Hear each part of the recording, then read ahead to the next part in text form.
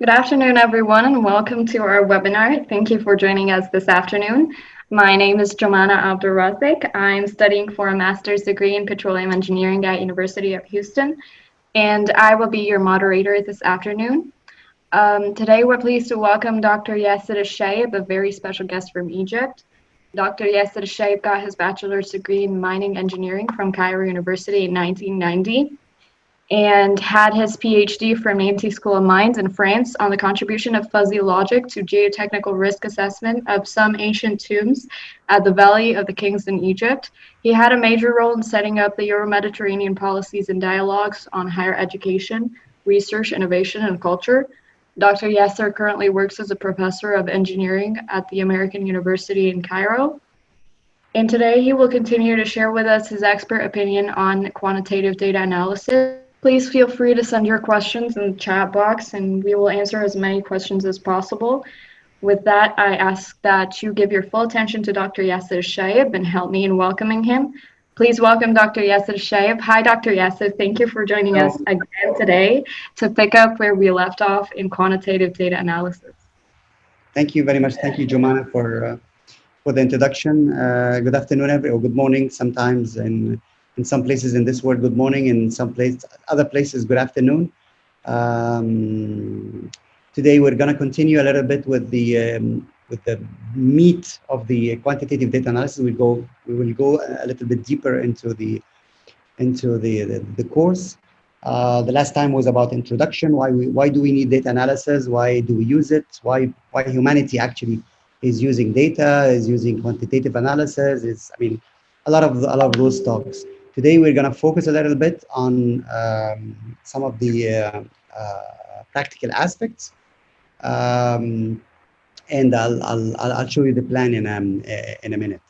One point that I wanted to highlight is that data analysis or analytics, sometimes we call it. You may have heard about the term big data or data mining or data analytics or business analytics. All of those terms are very much related to each other. It comes with time. It comes with the development of science. And actually, they are in every science of today. People working in supermarkets use data analytics. People use in reservoir estimation and petroleum engineering, they use data analytics.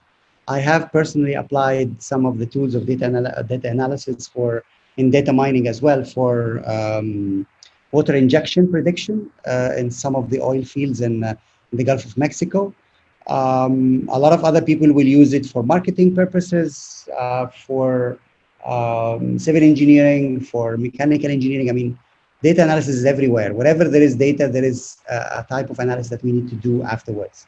So maybe I'm not speaking about data analysis from a petroleum engineering or an earth science point of view per se, but it's the same concept that could be applied everywhere, of course, in any type of science, as I said before. Well, let's go on.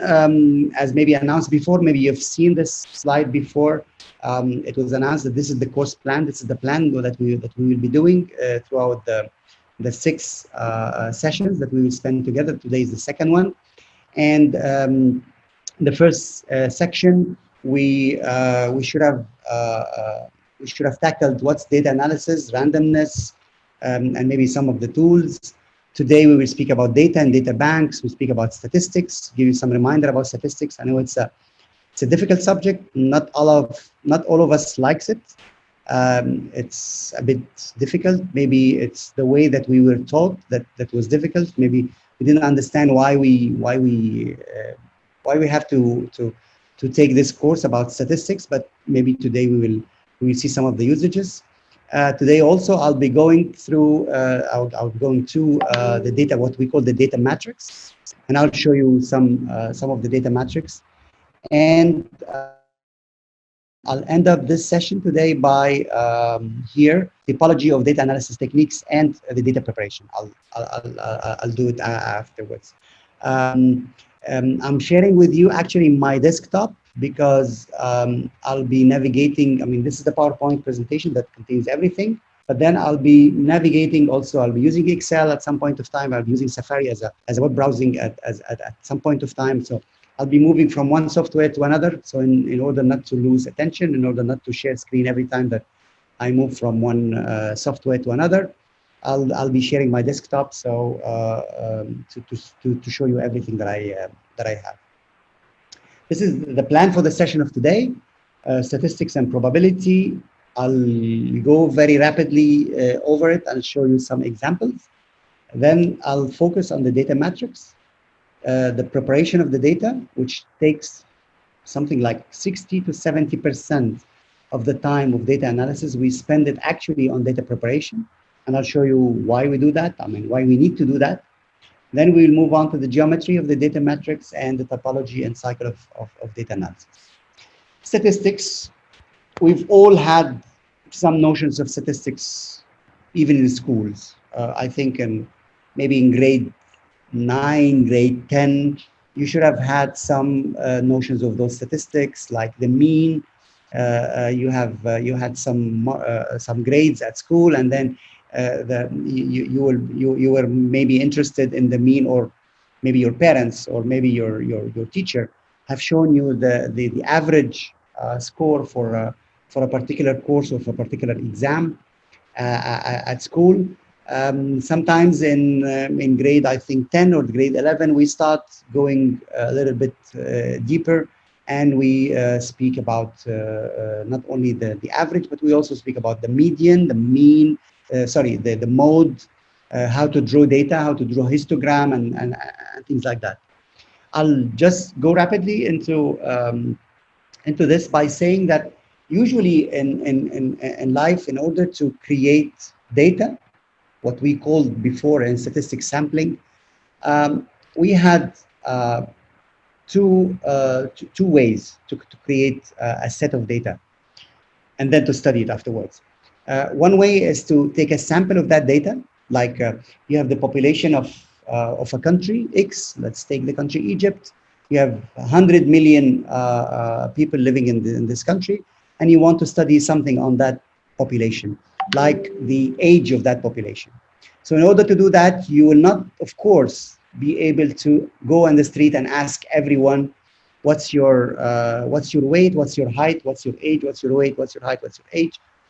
In order to do that, we usually rely on sampling. So we take a sample of that population, and that constitutes our data, and we do some statistics on that sample. And we usually, I mean, we will try to imagine or to inference, and this is a statistical term that we use, to say that whatever I will measure on that sample is actually a representative of the whole population. It works perfectly in these days. I mean, we're living in a world today where everything is done by elections, is done by polls, is done by going to offices and give your opinion as a population, as part of the population.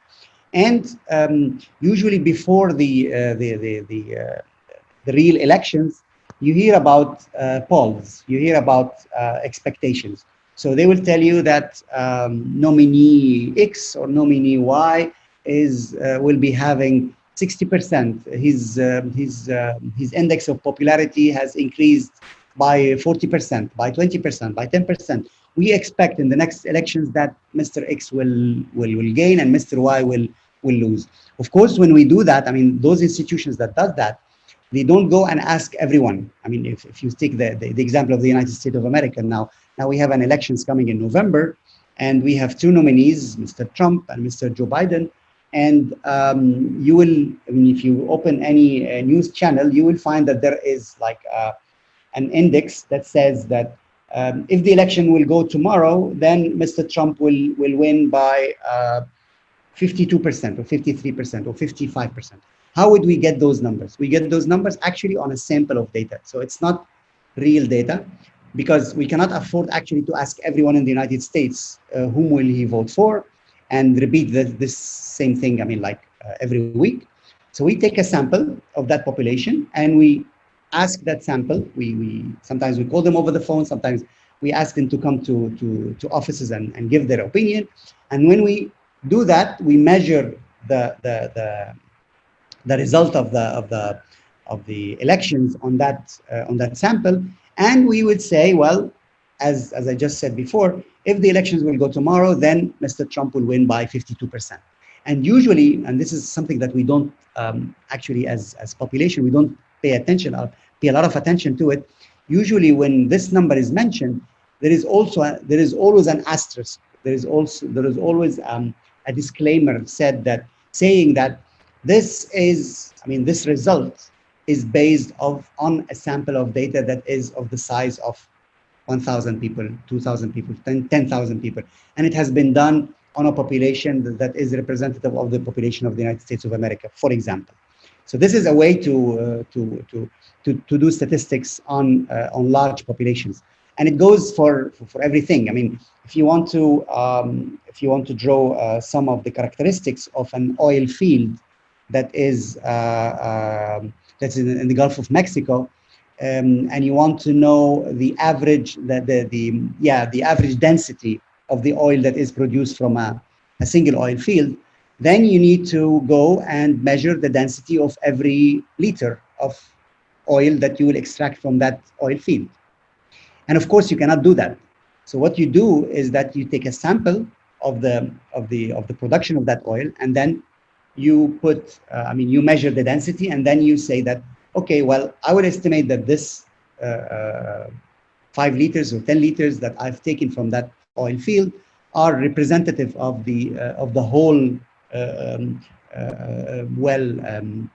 or the whole oil field, and I can give estimates for the density, for example. It goes for everything. It goes for when you go to when you want to know when every one of us will go to a medical lab in order to do a medical check, and the doctor will ask you for a complete blood picture. And this complete blood picture will give the doctor an estimate of the number of red blood cells and white blood cells that you have in your blood. And of course, we will not go and check every every cubic centimeter of blood that is in your body. We take a small sample of your, usually it's 1, 2, 3 cubic centimeters, and we analyze those, and we have the data on those, and then we come back and say, well, this guy has this amount of red blood cells or white blood cells in his body. It goes for everything. I mean, it's a usual practice that we do. And this is what we call the descriptive statistics. Like, you take a sample and then you describe the whole population, and then you do what we will call inference. Like, whatever I have measured on this data is actually a property of the whole population itself. So this is a way of taking samples. The other way that we use actually to generate data is to do experiments. Like, I throw a rock, a small piece of rock, with a certain power. I'll throw it somehow, and then I'll measure the distance that has been that this piece of rock has traveled somewhere. So, and I'll repeat this process for like 20 times, 100 times, 1,000 times, and every time I measure what I've done, I measure also the speed of light. I measure the speed of the speed of wind, and I measure also the temperature, maybe the humidity, maybe whatever I was wearing, maybe whatever. My weight, the time of the day, the hour of the day, and so on. And all of this I will put in a table, and I will call this table my data that is about this specific experiment. And this is also another way of getting the data that we have. Now, I'll just hover over some statistical concepts. And the first concept is the concept of probability. And it's I mean, it's as easy as that. I mean, probability of an event E or of an event X is the number of times that this event E occurs over divided by the number of possible times. I mean, probability of having, I mean, of throwing a dice and having the number 1 is 1/6, because you have only one side that is 1, and you have 6 sides of that dice, so it can fall. Of course, if it's not manipulated, it can fall on any one of the sides. So the probability is 1/6, and we usually express the probability in terms of percentages.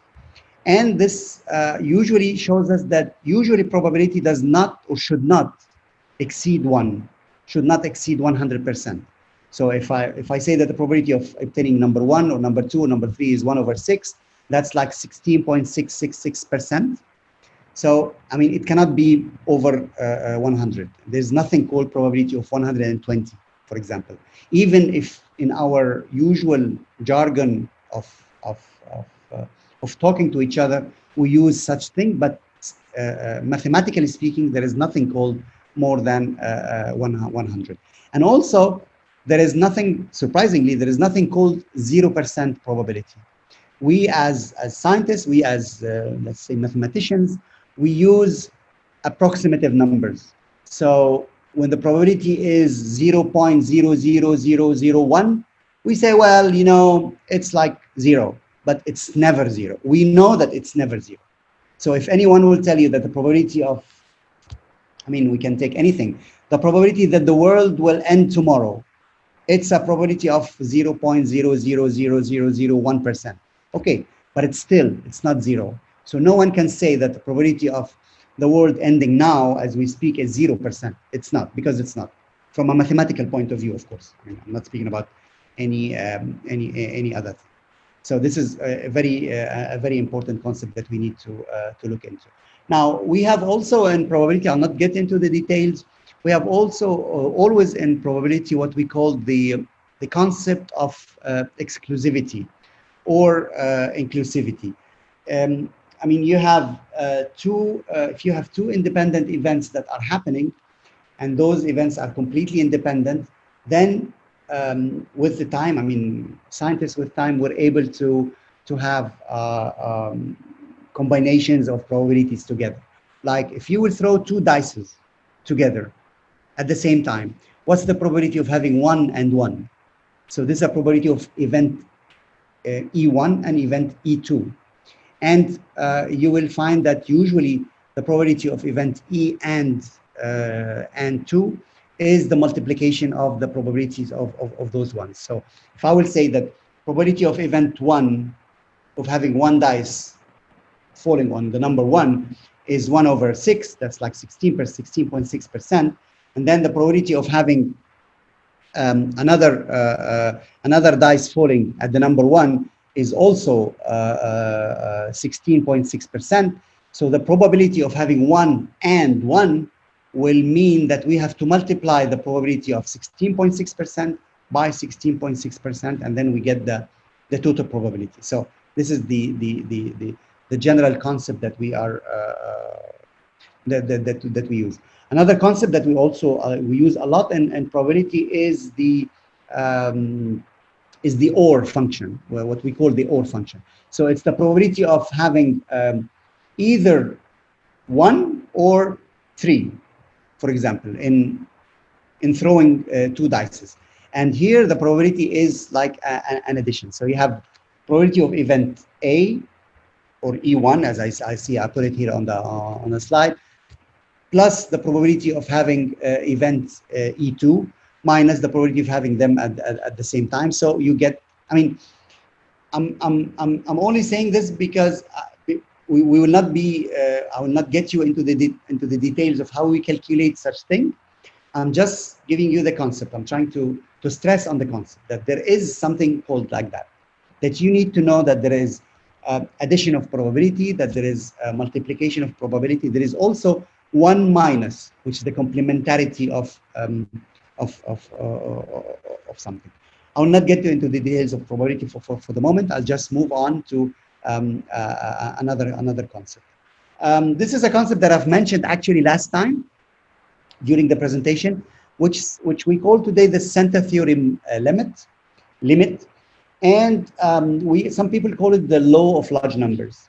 And this law of large numbers says that, or intitulates that, whenever an experiment is have a very high number, have a very high, a very large number of population or very large number of samples, usually the result is following a normal distribution. And this applies mainly for any natural events. And sometimes it's also applicable for other non-natural events. Let me give you an example. I mean, we, the panelists here, we are 4 people. Myself, Ahmed, Jumana, and Hassan. If we will measure the height of the 4 of us and the age of the 4 of us and put it on a scale, you will find that there are discrepancy. There is, I mean, my age is larger than their age. My height is maybe shorter than Ahmed. Maybe Ahmed is younger. I mean, you will find like four points on a piece of graph. But if we will make the same experiment on the 1,700 people that are registered to this course, I'm sure that their age will be a normal distribution. I'm sure that their weight will be a normal distribution. I'm sure that their height will be a normal distribution. I'm sure that the number of children that they have will be also a normal distribution. I'm sure that the number of cars that they own will be also a normal distribution. And this is, I mean, this has been proven by a lot of mathematicians all around the world. So it's usually fair when you work with a huge number of data, or large number of data, to assume that the distribution of this data is normal. And I will tell you why this is important, because it might not be important for the moment, but I'll tell you in a minute why this is very much important. But this law is really very important to retain, to always remember that usually when you work with huge number of data, large number of data, the distribution is usually normal. Now I'll show you 3 distributions that we usually use in statistics, and I will try not to go very much into details. The first distribution is called the binomial distribution, and we use this binomial distribution, which in cases where we have only 2 probabilities, pass or fail. Like you're observing you're in a factory, and this factory is producing water bottles or Pepsi Cola can, and you are looking into the defective cans that are coming out of a production line. It could be a car, it could be you're looking into the viscosity of the oil that is being produced from below the ground, and if the viscosity is below a certain threshold, this means that this oil is bad, it's not good. While if the viscosity is above a threshold, then this means that this oil is very good. So, I mean, you have 2 modalities: good, bad, pass, fail, good can, bad can, good boy, bad boy, good output, bad output, and so on. So if you know the probability of success, then using some laws of distribution, which we call here the binomial distribution, you can actually predict how many failure cases you can have in the future. For example, this is in a factory, and the probability, let's say, of success, the probability of having a good can is 56%. I mean, we measured, we sampled the production of the production line, and we have found that the probability of having a good can, not a defective one, is 56%. Of course, this is a very low probability. I mean, usually in production lines, we're speaking about 99 and 98% or so. But let's make this hypothesis that there is a probability of success of 0.56 sorry, 0.56, which is 56%. Now, if you have a production line that is producing 8 cans, what is the probability of having 4 good ones?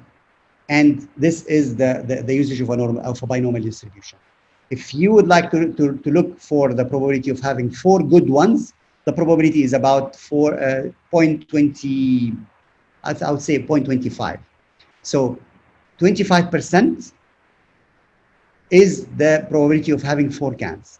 Probability of having 8 cans that are all good is approaching actually 0. It's very low. Probability of having 1 can that is very good is also very low. And as you see, the distribution is going up and then going down. You can use, of course, you can play with this distribution, and you can draw a lot of you can use it in different ways. Another distribution that we usually use is the Poisson distribution, and it's very similar to the normal distribution. Sorry, to the binomial. On the contrary, that we have usually a large number of data, and the probability of failure is usually approaching 0. So I mean, it's a different distribution. I will not get intentionally into details into this. I really leave it. I will leave it really up to you to maybe Google binomial distribution and Poisson distribution, and you will find a lot of examples how to use it, how to apply it. And as I said before, I mean, in a binomial distribution, for example, you can use it in probability of failure of a machine that you have in the field, probability of having producing an oil that has a low viscosity or low caliber or low whatever. I mean, probability of producing less than 500 barrels of oil from a certain well. This is the way that this is a way to do it. Poisson distribution as well. You can of course use it, and then comes I don't know where is the maybe it's not in this presentation. Then comes the very famous normal distribution that I've presented in the webinar before. I'll go to Safari here to just show you. I'll type here normal distribution, and here it is. This is a lot of graphs that are speaking about normal distribution. Let's take this one. Let's look into this one. And as I said before, whenever the number of experiments or number of data is very high, usually we can assume that the distribution of the data is following a normal distribution. And the good news is that normal distribution has been studied since many years, and has been analyzed profoundly by many scientists, many mathematicians, many statisticians, and now we think that we know it very well. We know how it's moving. We know how it is behaving. When we say, I mean, when you tell me that I have a phenomena that is following a normal distribution, it clicks something in my mind, because I know that this distribution is so and so and so, is behaving so and so and so. If I will tell you that the age of the people that are attending this course is a normal distribution function, where the mean is, let's say, 25 years and the standard deviation is 3 years, then I can actually reason, and I can actually tell you what is the probability of having someone in this course that is of age 50 or 51 or 60, and how many percentage of the people that we have here in this course have an age that is bounded between, say, 20 years and 40 years. With just 2 pieces of information, that are the mean and the standard deviation, I can tell you a lot of information about this about this population. And this is, of course, has been used many times in many ways.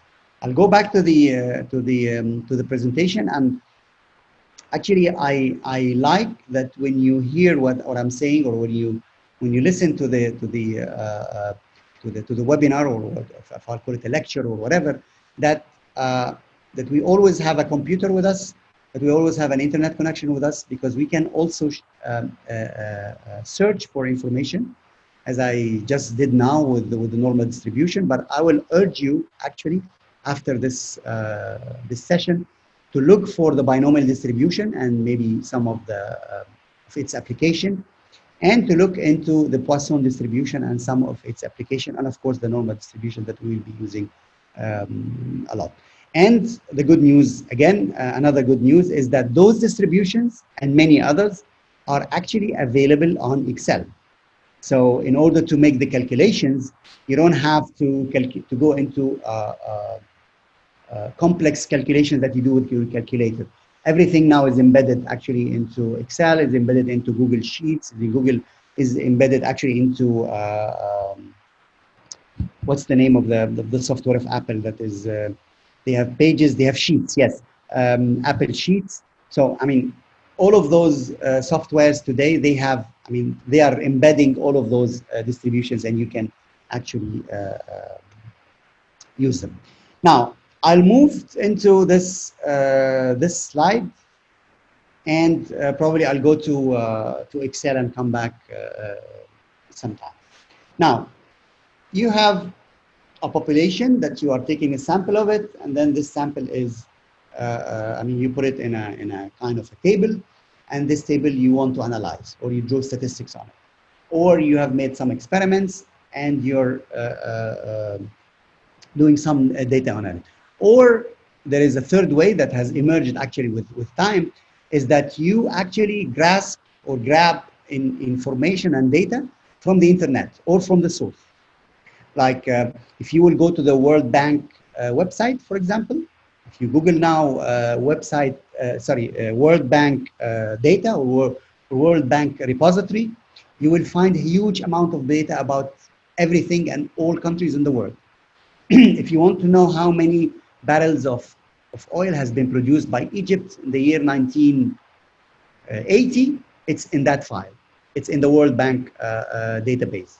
You can go there, you can extract that information, then you can work with it, and then leave it afterwards.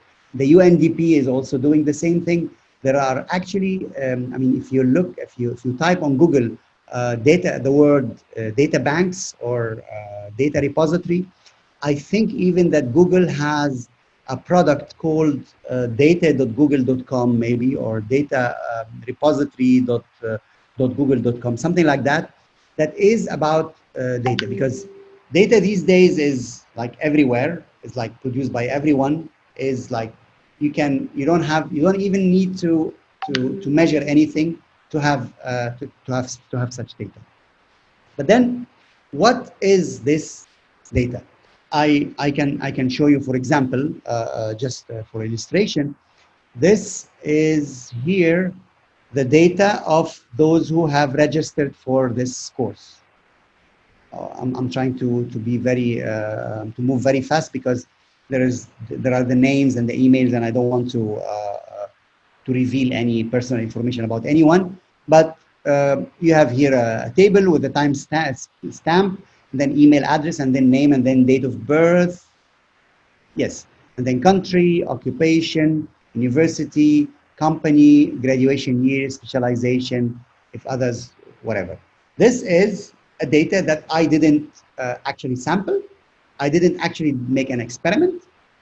It's the team of Dr. Ahmed Al-Garhi, who have actually designed a form, and every one of you have answered that form. So in a participatory way, we have created this table of data that I will call now the data matrix. So it's not data that I have sampled, it's not data that I've measured, it's a data that I've, in a way, grasped from the internet. And we can work actually with this data, and I'll show you how to work with this data. So in data analysis terms, we call this the data matrix, because maybe because we are engineers and we like matrices or mathematics or whatever. But I mean, anyway, we call it the data matrix because it's a matrix. It's a table, and a table for us engineers is I mean, we like the word matrix maybe. And usually, I mean, those are the specific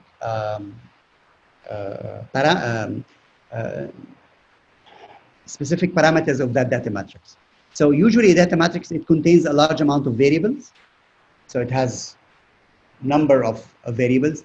If you're speaking about, for example, if you're speaking about an oil field, then you need to know the depth, you need to know the porosity of the oil, you need to know the porosity of the reservoir, you need to know the amount of expected oil that you can find there. You need to know where is it geographically, latitude and longitude. You need to know how many wells have been dug into that reservoir. I mean, a lot of variables. We call it variable. We call it sometimes parameters, and it also contains a large number of what we call cases or individuals, which is like the number of the oil fields, the names of the people, the identification of the machine that I'm testing.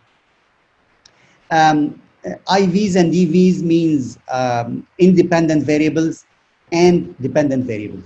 Usually, when you measure or when you get the data about specific phenomena, you will observe that there are some of the variables that you are measuring is actually dependent on each other. I can tell you, for example, from my knowledge of earth science, that pressure, I mean sigma, the sigma pressure, the pressure that is found in an oil field is proportional to the depth, because the amount of pressure that is enclosed in this in an oil field is really dependent on how far this oil field or how far is this reservoir is below the ground. Is it 1 kilometer below the ground? Is it 2 kilometers below the ground? And usually the pressure of the oil that is included in this reservoir is proportional to the height. So sometimes those variables are dependent to each other, and sometimes they are completely independent to each other, like the height or the depth of the oil field or the reservoir, and the porosity, for example.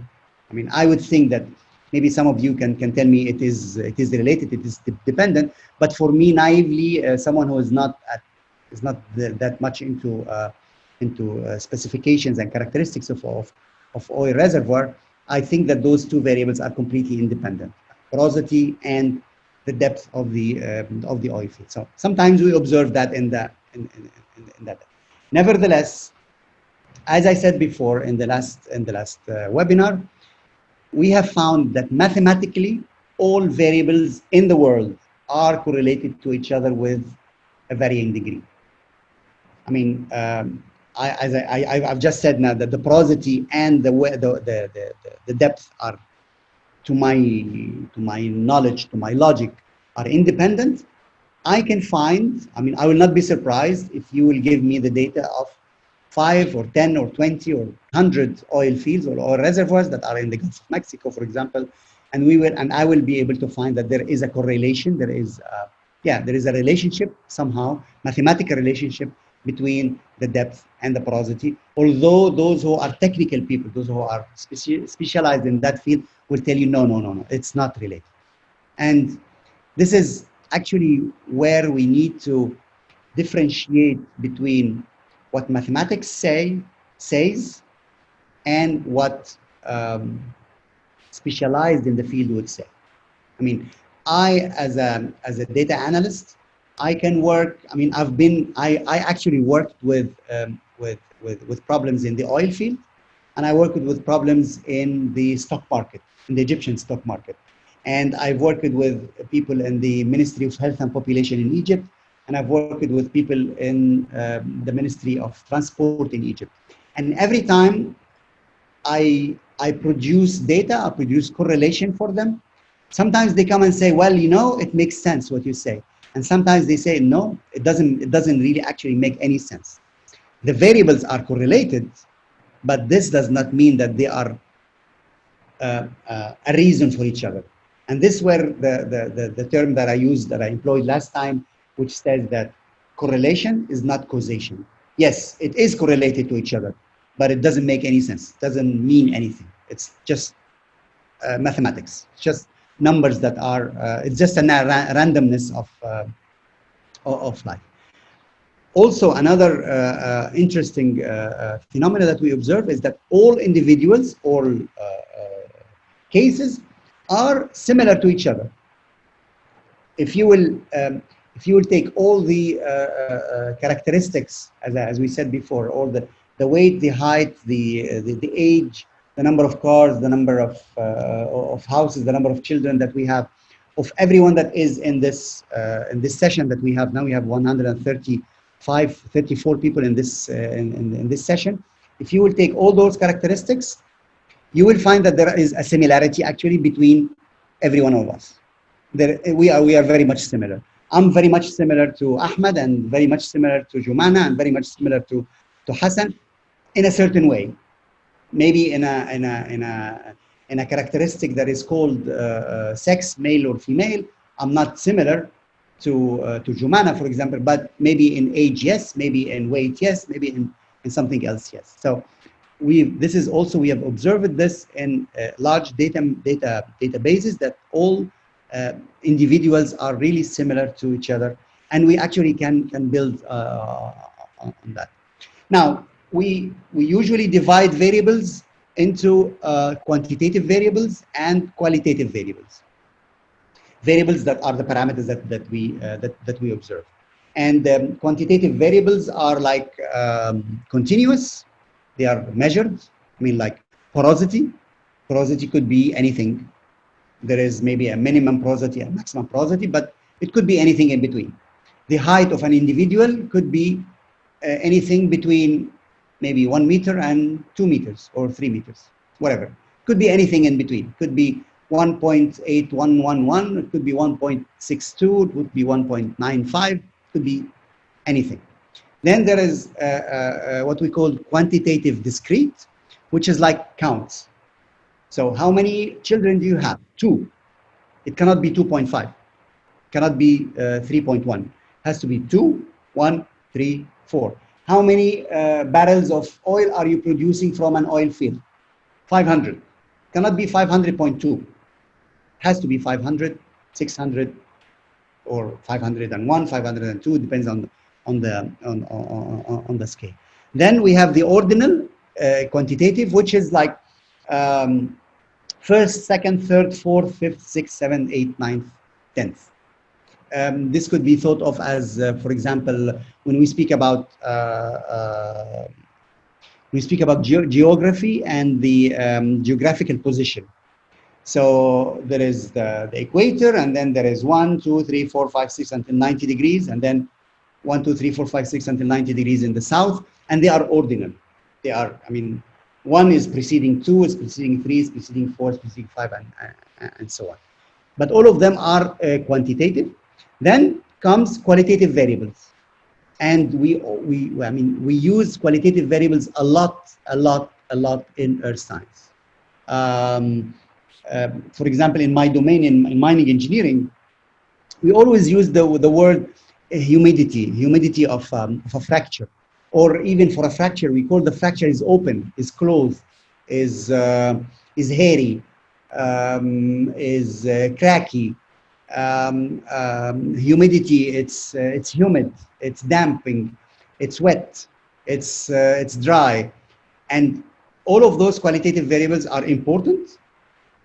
And there is a huge branch of science in this world that is called how to quantify the qualitative variables.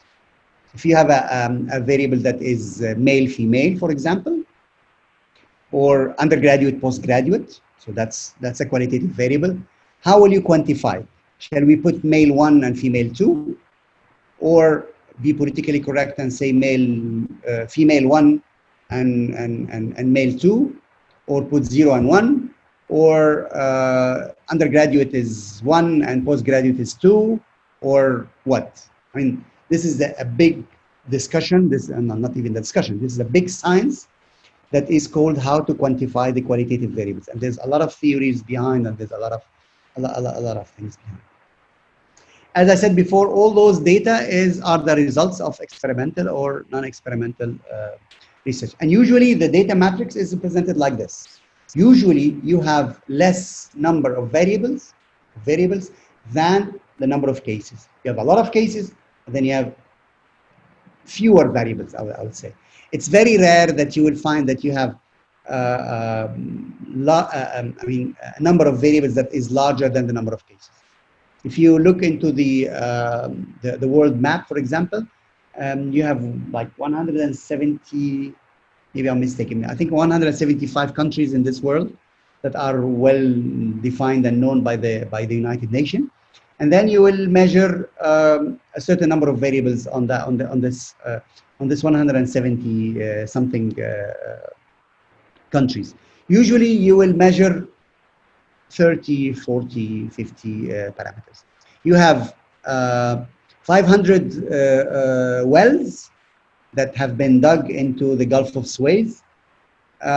Usually for every well you will measure like 20 variables.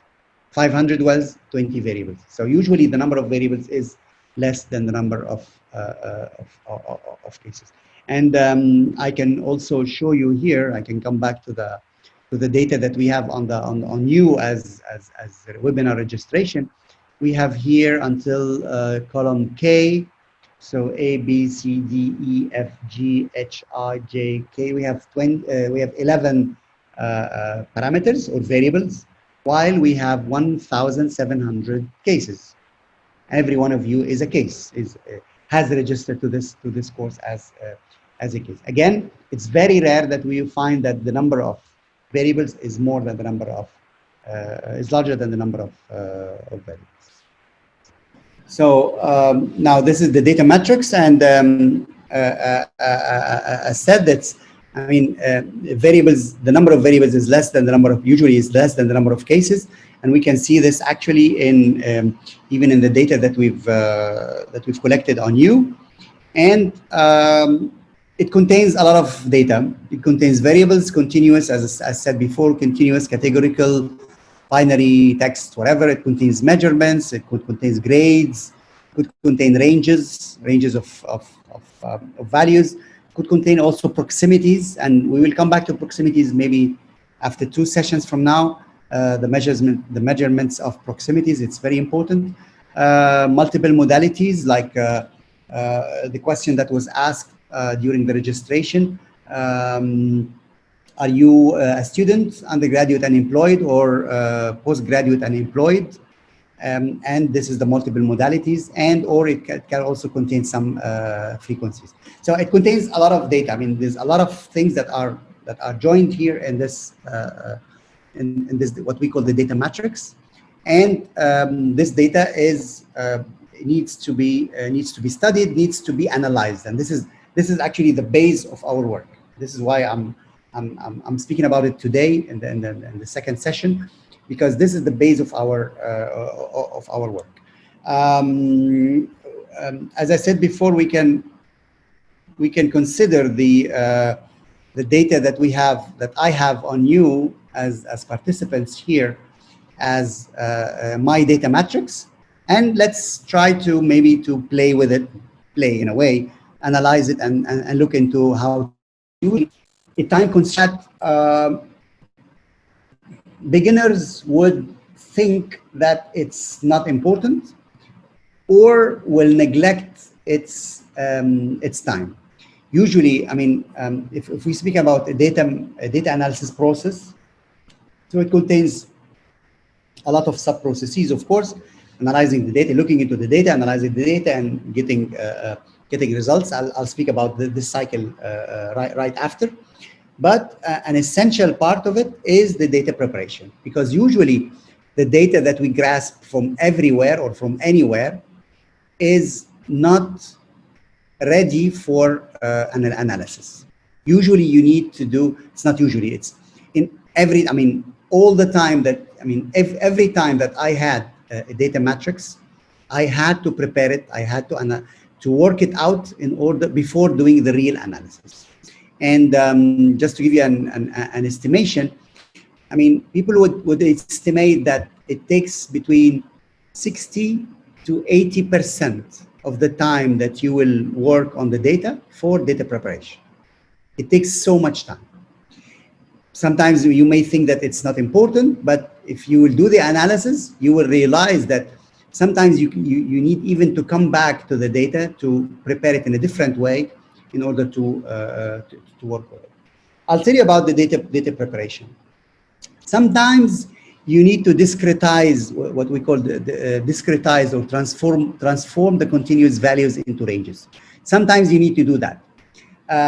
If you want to draw the depths of the 500 oil fields of the 500 oil wells that you have dug in the Gulf of Suez, if you want to draw them on a timeline, you cannot draw them as points. You need to draw them as ranges. So you will say, I will take the amount of oil that is coming out of every well, which is ranges between 2 barrels and 1,000 barrels per day. You cannot draw this two barrels to 1,000 barrels per day on a timeline. You need to give them into into ranges. So you will say, okay, well, I will count how many barrels, how many wells are producing barrels that are between 0 and 50 per day, 50 and 100, 100 and 150, 150 and 200, and so on and so forth. So you are actually transforming your data from a continuous value to ranges. So this is the same that you will do, for example, for the age. And usually we use age ranges. I mean, we never put in any results exact date. We usually speak about the date range between 0 and 10, which is childhood, 10 and 20, which is adulthood, and then 20 to 30, and 30 to 40, and then 40 to 50, and so on and so forth. Usually we do that, and this is also very important. It's very important for the understanding of the data itself. Then comes coding, which is a way to transform qualitative data into quantitative data.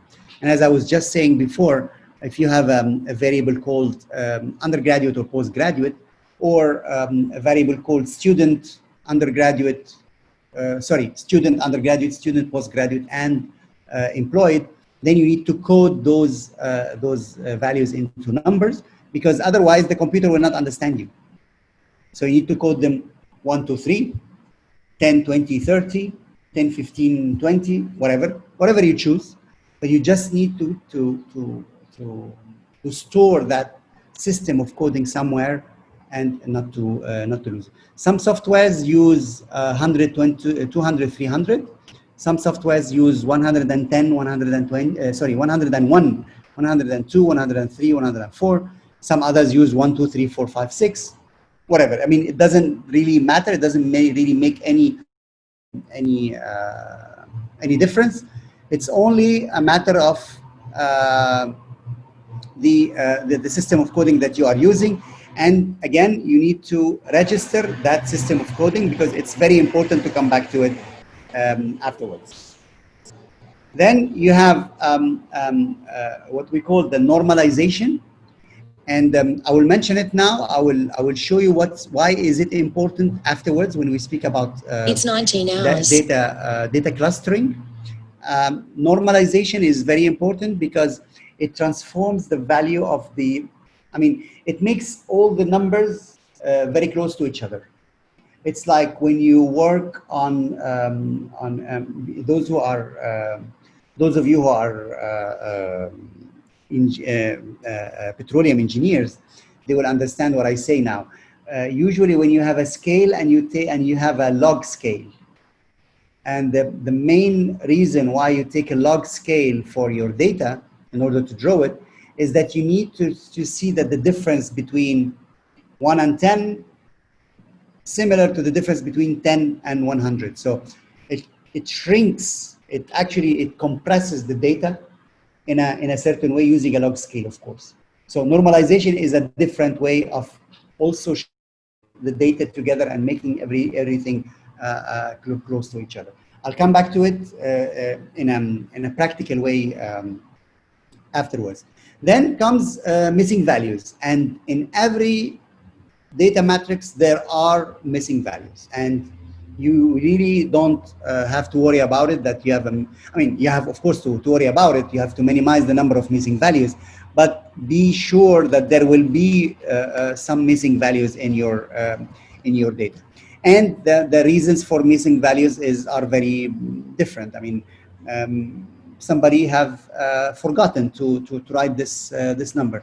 The computer have failed down. The sensor that you are putting in the oil field in order to observe the viscosity or porosity had a system failure. So for 1 day or 2 days, you don't have any values. So, okay, so you need to know what you will do with it. And I will speak about what to do with the missing values afterwards. Then comes also what we call in statistics outliers, values that are completely outside the normal, the usual range, the expected range, I would say. Example would be the height of people. I mean, as I said, let's measure the height of everyone that is in this webinar. You will find that the height is ranging between maybe 160 to 180. Okay, that's fine. But then if you will find someone who has a height of 2 meters 08 or 140, that's an outlier. And usually, or an oil field, you have oil fields that are producing something like 200 barrels per day, and then you will find an oil field that is producing 5,000 barrels per day. Wow, that's an outlier. That's a different thing. And usually outliers are not bad thing. They are actually good thing, very good thing. Because this is where you start asking questions. This is where you start asking why. Why is this oil field is producing 5,000 barrels per day? Let's go and have a look at it. Maybe we will find something more interesting than everything else that we have in this reservoir. So this is really important. Why is this guy have a height of 2 meter 08? What happened to him? What made him be so? That's interesting. Why is this guy have a height of 140? Why? Why is it this way? We need to understand. And this is where you start asking questions and then getting some solutions. I will pass the basic statistics. I want to go to, I'll come back to this slide afterwards, but I want to go here to this data analysis strategy. And this is usually what we do in data analysis. You have a problem, you have a research question, you have a question, a simple question. What is the usual production of oil from an oil field in Gulf of Suez, or in Gulf of Mexico, or in the Arabian or the Persian Gulf? What is the amount of oil that is produced by Saudi Arabia in a given year? Let's go and look into the data. This is what we usually do. This is the cycle that we usually go. So first of all, you need to elaborate on the problem or on the research question. What is this question? Why are you asking this question? What do you want to achieve? Because every question could have different answers and could have different achievements for it. So elaborate on the questions. Then we start collecting the data. We need to collect the data about this specific problem. If the problem is I asked myself this question last time, last Saturday. Who are those people that I will be meeting today? Who are they? So I started asking myself, why do I want to do that? I wanted to do that because I wanted to know those people. I wanted to know their profile. I wanted to know their age. I wanted to know which language shall I speak to them with. I wanted to know which speed of speaking to them should be done. I wanted to know which language should I use for the for the presentation. So this is all part of elaboration. Then comes data collection, and actually I didn't do a lot of data collection. I just asked Dr. Ahmed to send me the registration data, and I had the data in hand. Then comes the data preparation. I had to do some data preparation. And I will show you after I finish this slide, why did I have to do some data preparation? Because I had some problems with this data that I was not able to analyze it with. So I had to do some data preparation. And usually when you finish the data preparation, you do what we call the data exploration. So you explore the data, you try to understand this data. This is what I've done last time when I show you the map, and I show you the bar chart with the ages of the people, and then there was this graph. Maybe we can go to Tableau. Yes, this is the file. Yes, I will log in, allow. Okay, now let's go back to Tableau. Okay. So this is my data exploration. First thing, that how many people do I have? 1,716. Okay, good. When did they register? And then I have this graph. Where they come from? And then I have this graph. Egypt, India, Nigeria. And then I wanted to have it in a more graphical way, so I just draw it on a map. I'm just exploring the data.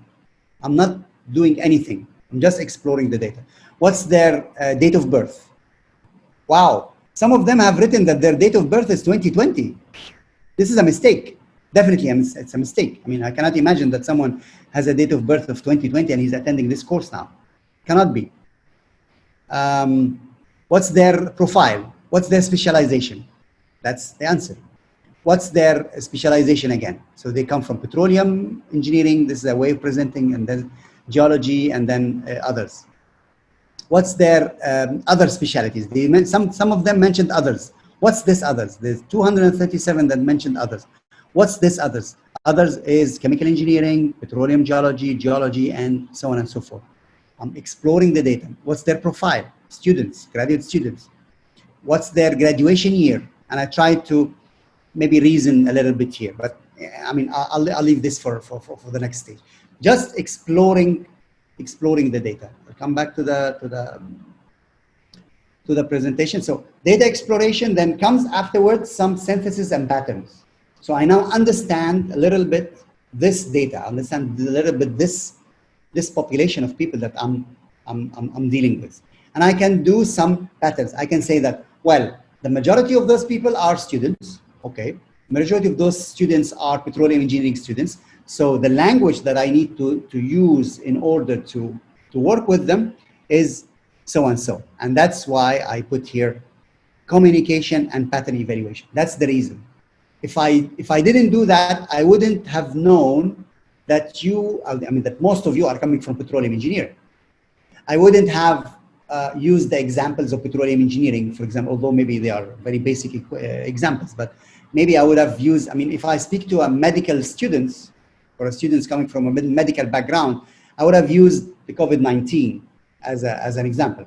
If I would have been speaking to business people, I would have been using maybe examples coming from the stock markets or the financial markets. So it depends. And that's why I mention here communication and pattern evaluation. Sometimes in pattern evaluation, this is maybe more interesting. You do classification or prediction. And I will show you what's this classification. It's this sheet. I'm trying here to classify those people. And I'm trying to see, actually to draw some conclusions on them.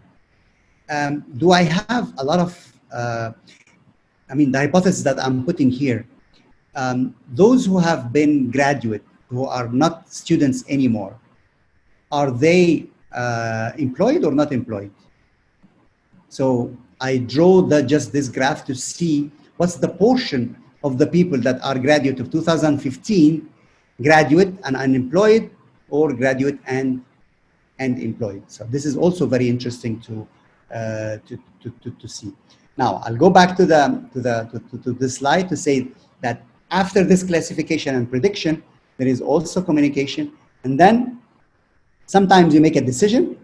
If you're speaking about, again, the number of barrels that are produced in the oil fields in Gulf of Suez, you make a decision that we should actually close all the wells that are producing less than 500 barrels per day, because it's not economical. It's not economic to operate it anymore. It's too much wasted money. Then you start asking another question. What should be, for example, the threshold? Why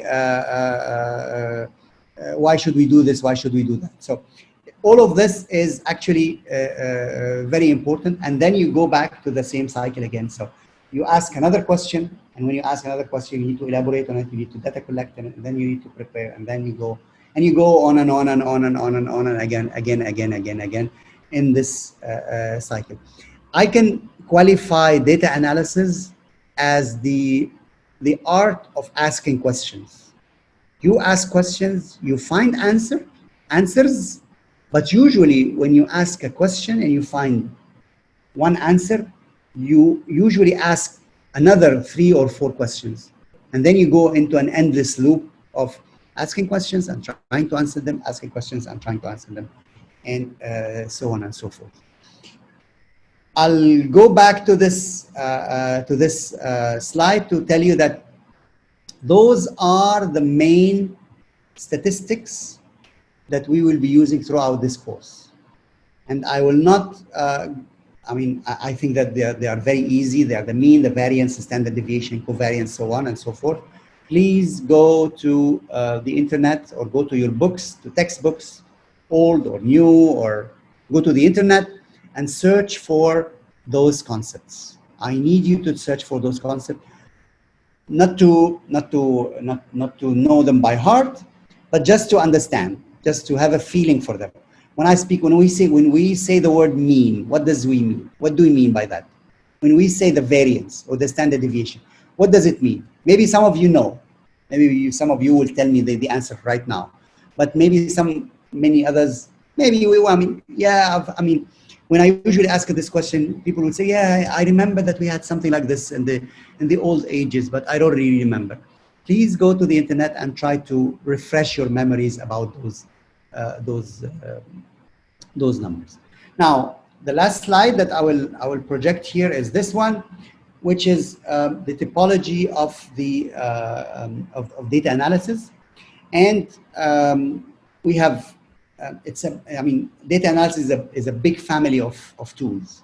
So people have tried to work on them and have tried to make them like classified into 2 big categories, like dependent method, interdependence methods, and then the slide goes on and on and on and on and on, and for the data that are metric or non-metric and so on. In this course, we will touch on those tools that are in blue or in light blue, or not the ones that are in green, or what I see green. I have colors, but I think it's a green color. So we will not touch on those who are in green. We touch only on those who are in blue.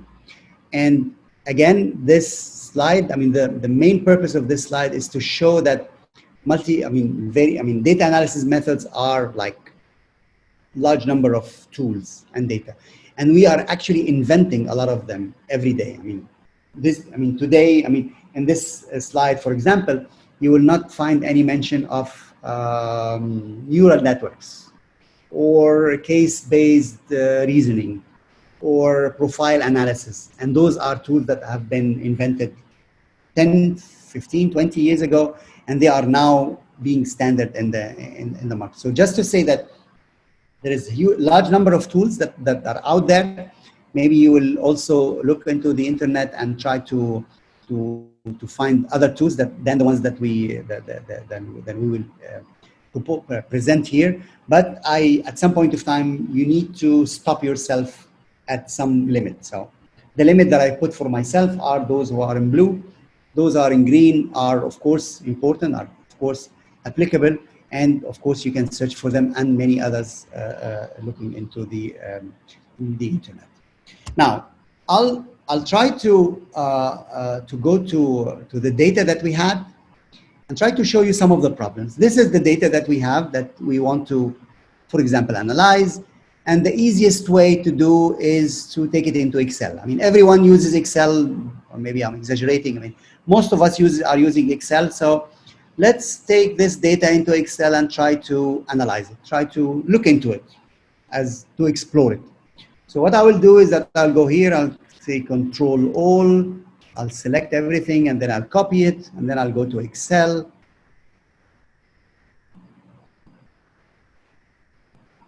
I will open Excel, and I'll just paste it here, so Control V.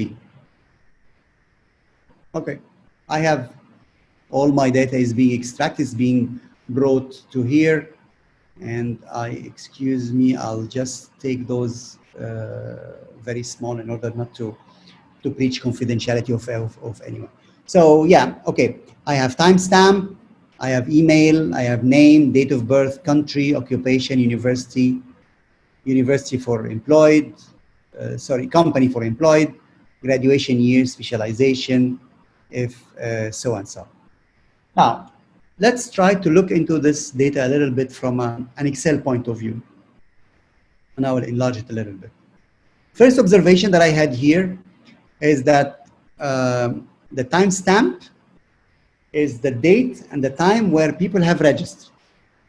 Okay. And apparently it's done in a way that is month, day, year, and then the time. But does Excel understand that this is a date and a time, or he understands that this is only a text? And the easiest way to do that is just to do this function, equals that plus 1. And it returns value. If Excel returns value, it means that this data that is in here is not actually understandable by Excel. He didn't understand this. He didn't understand what's written here. For him, for Excel, this is just a text. And if I would like to draw this graph here that I'm drawing with the dates and the times that everyone have registered to, I will not be able to do that. And why I will not be able to do that? Because this is only a text. I cannot use it. So I need to transform this information here from the text to be a number, to be a date. Well, somebody will tell me that maybe I'll have to click here and to specify that it's a long date or a short date, but it doesn't work. As well, here, date of birth. It's 3/27/2000. For Excel, this is text.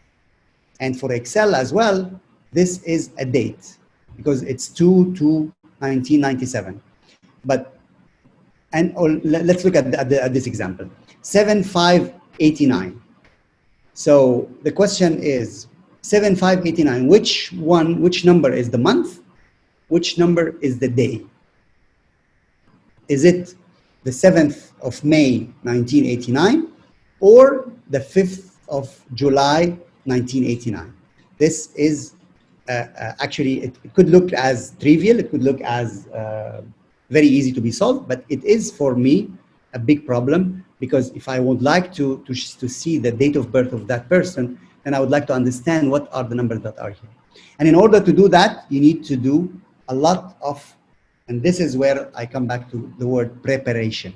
You need to do a lot of preparation in order to have the data, all of it standardized, all of it put in the same structure, and so on and so forth. And here you can innovate, actually. So you can extract, you can try to extract the month, you can try to extract the date, you can change the parameters of your computer, the system of your computer to understand it. There's a different way to do things. Actually, I tried to do that to do this. I mean, to do this harmonization of all of those data last Friday, and I failed. So what I did is actually I asked Tableau, which is my software that I use for analytics here, to get the data directly from Google Sheets. And this could be a solution. That why do you want to take the data into Excel? Me, myself, Yasser, I like Excel. I love Excel. And I like to work with it. And I know how to manipulate it. And I'm not that much in ease with Google Sheets. Well, it's me. Maybe I'm old-fashioned. But in order to work with it with this data in Tableau, maybe I didn't need to go to Excel in order to work with it. So I had to waste some like 1 hour of my time last Saturday before the course in order to prepare this data for the for the analysis. And of course, I mean, if you want to draw, somebody asked me last time about the usage of Excel for analytics, and of course you can do that. But in order to do that, you need to interpret this data. For example, if you want to draw a graph where you have the number of students and the number of graduate and employed, graduate and unemployed, you need to count how many. You need to aggregate those data together. So you need to count how many students, how many graduate and employed, how many graduate and unemployed, and so on and so forth. So it takes a lot of time to do that. You need to aggregate, for example, how many people are coming from Azerbaijan, how many people are coming from Egypt, how many people are coming from Libya, how many people are coming from Iraq. You cannot use the data that is in Excel like this. You need to aggregate, you need to do some preparation, and I go back to the word preparation of this data, and this is why it takes a lot of time. Sometimes the scale that has been used for the data is different from the scale that you have in here. Sometimes you get data that is using the metric system, and while others are using the empirical system. I mean, it's really variable, and you need a lot of preparation. Maybe you need to divide the numbers by something, you need to multiply the number by something, and that's why it takes a lot of time to do some data preparation. I'll go back to the presentation because now I'm almost done.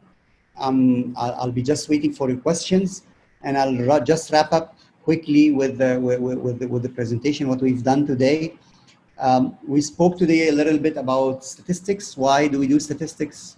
The methods of sampling, the methods of gathering data, probability, some notions of probability, the data matrix. Why do we have a data matrix? The data preparation, why is it important? And I didn't speak about the geometry of data matrix. It's not really that important. Maybe you can look it up into this presentation or on the internet. And then finally, typology and the cycle of data analysis. I think by this, it's enough for today. It's been like 1 hour and 23 minutes that we are here. And I think that we need to go on and do something different. But I actually, my mindset is the following. In this course, definitely, I will not be able to tell you about all the information that you need to know. I will not be able to tell you about everything, but I'm giving you the concepts. I'm giving you the usage of it. And I rely actually on you to go to and grab a book on business statistics or statistics for engineers or engineering statistics, or even go to the internet and try to search for those notions and those things and read about them. Because when you will read about them, when you will have some data in hand that you have in Excel, and then you will try to analyze it, this is where you will be able to develop your knowledge of this subject. Thank you, Dr. Ria. And I'm very much open for any questions, please. Okay, thank you, Dr. Yasser, for this enlightening session. Now we'll move on to answering some questions that we have here. Someone says, can the Gulf of Mexico case study be discussed in the future? The honorable speaker mentioned that he personally applied data analysis to water injection in there. Yes, I have even a publication that has been published on that. I can discuss this, I mean, later in the course, yes, when we speak about neural networks, because we applied neural networks at that time. Well, yes, definitely I can do that. I can show you the case, and I can show you what we were able to achieve using data, only data there. Okay, well, thank you. Someone says, please recommend a book to study more about quantitative data analysis. I can give you, I mean, let me show you this. I know that you're seeing my screen now. Are you? Yes. Yes, okay. Actually, I don't have a preference for a book, but I'll show you this. In this folder here, I have, I don't know how many, but all of those are books about data analysis and data mining. This is books about data sets, data warehousing, databases, fuzzy logic. I mean, if you will go, statistics itself, if you will go to the internet and search for a book on data analysis, that would be fine. I mean, I cannot recommend a certain book, but any book that has a title that says quantitative data analysis or a multivariate data analysis or even data analysis and data mining, that would be fine. So just search for whatever you like. Okay. Someone says, did technology facilitate sampling for large populations? Yes, of course. I mean, technology facilitated a lot because sometimes now we don't even need to pick up I mean, usually in the past, we would have picked up the phone and I mean, I've seen it happening actually, that in large rooms, you have people with the phone book. Remember the days? Maybe you don't remember that. You're too young to remember that. But people like me will remember the days where we had in Cairo, for example, the phone book for Cairo. I mean, everyone in Cairo that has a phone was in a phone book, and we had this book like updated every year. So I've seen people opening that phone book randomly and picking names and calling them over the phone and getting them answers.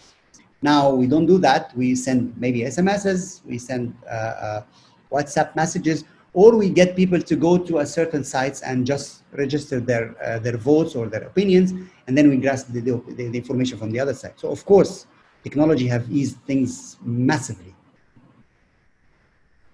Okay. Someone says, I have problems differentiating between a correlation and similarity. Can the terms correlation and similarity be differentiated, please? Correlation is a statistical tool to measure the rate of change of one variable with respect to the other. Like you can think of it this way: how many percent will variable A change if variable B change? So this is correlation. So they move with each other. Similarity is like proximity. Is like you put two individuals on we speak about this when we speak about when we go into clustering. But imagine that you have two parameters for a person, like weight and height, and you have two persons, and you will draw x-axis where you have height and y-axis where you have weight, and then you will draw individual one and then individual two. The proximity in the Euclidean proximity, actually, the distance in space between those two individuals is a measure of similarity. So similarity is measured using axes, using parameters, while correlation is a statistical measure between only two variables. Okay, someone says, can we use the data for reservoir estimation? Of course.